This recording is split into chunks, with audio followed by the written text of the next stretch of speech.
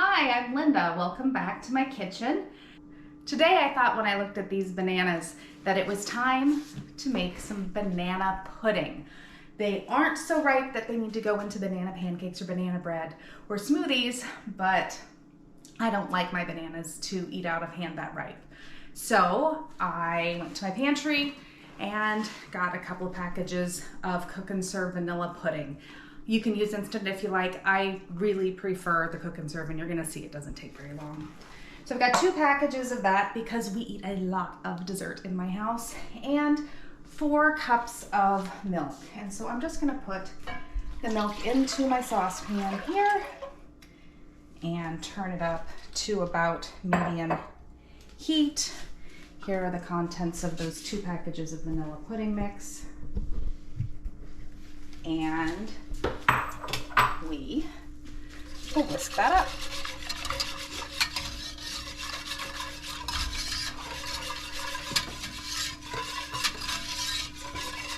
Now all I have to do is bring it to a boil on medium heat, and that's it. As soon as it comes to a boil, we are done. So I'm just going to keep here stirring. You have to do it constantly and wait for the boil. It's just coming to a boil, and I switched to my rubber spatula, and I'm going around and in a figure 8 and around in a figure 8. And as soon as it comes to a full boil, we will be done. Got it here. That looks like it's boiling to me, so I'm going to turn it off, and I'm going to do one thing to make this go a little more quickly. So this is the measuring cup that I had the milk in. I didn't even clean it out.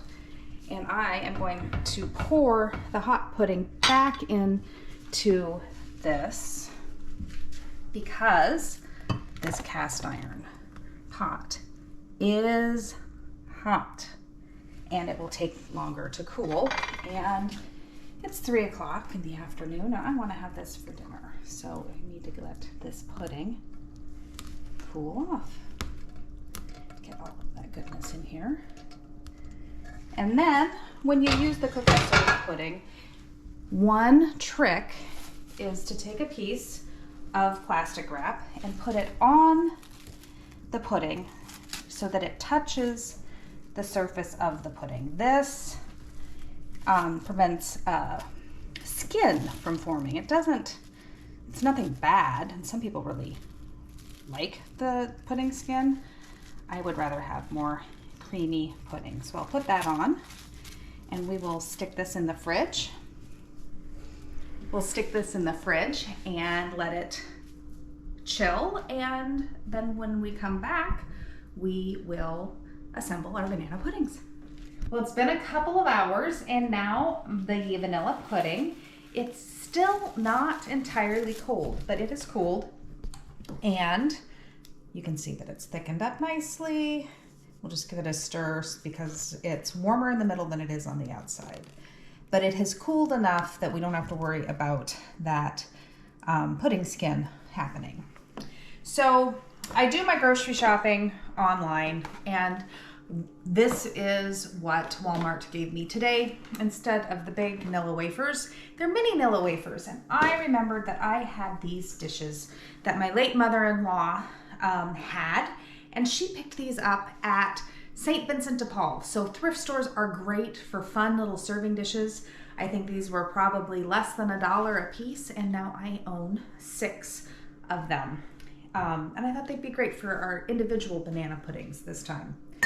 So I have my banana that is ripe but not too ripe. I have it cut up, and I am going to layer banana in the bottom of the dish.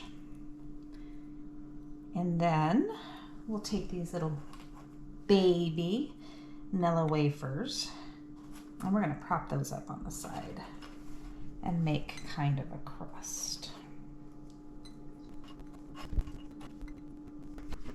So now I will spoon some of this vanilla pudding in, cover up all of those bananas, and give it a jiggle so it gets into those nooks and crannies. Then we're a cookie loving family, so let's do another layer of cookies. Oh, look at that one. Another layer of bananas. Oh, got the whole banana in there. And then another layer of pudding on top.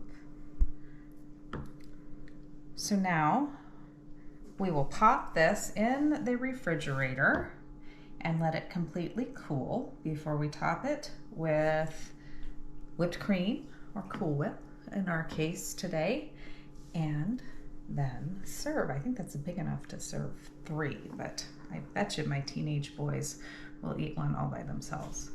So I will repeat that, and once they're completely cool, we will come back for serving. So it's been another hour or so, and our banana puddings here are nice and chilled, and it's almost time to eat. So I have some Cool Whip here. I actually prefer the light Cool Whip to the regular. You have to stir it up, and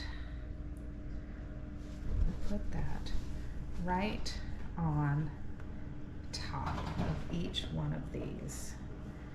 You have to be careful to get a nice, generous dollop. Don't be stingy with the Cool Whip. There's a lot of pudding in here, so we have to have enough to go around. Give it a little bit of a swirl to have a little. And that is how you make banana pudding. So next time your bananas get a little too ripe, make some pudding, grab some cookies, and make a dessert that your whole family will love. Thanks for joining me today, and we'll see you next time. Don't forget to subscribe for more recipes.